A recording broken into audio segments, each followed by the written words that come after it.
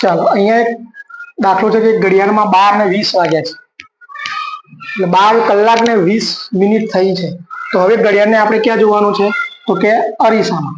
તો અરીસામાં જોતા કયો સમય બતાવશે? કેનું આપણે જોયું કે આપેલ સમય જે છે, આપેલ સમય આ 12:20 છે એને કેટલામાંથી બાદ કરવાના? તો કે સાહેબ 11:60 માંથી બાદ કરવાના. પરંતુ સાહેબ અહીંયા હવે 11:60 માંથી બાદ થાય?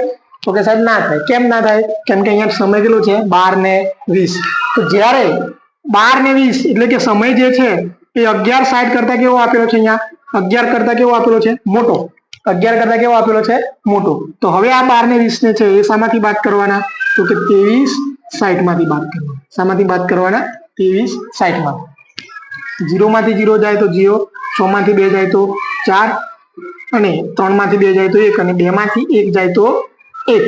તો હવે જે છે આ જે અરીસામાં સમય તમે જોશો તો આપણને કેટલો બતાવશે? 11:40 મિનિટ.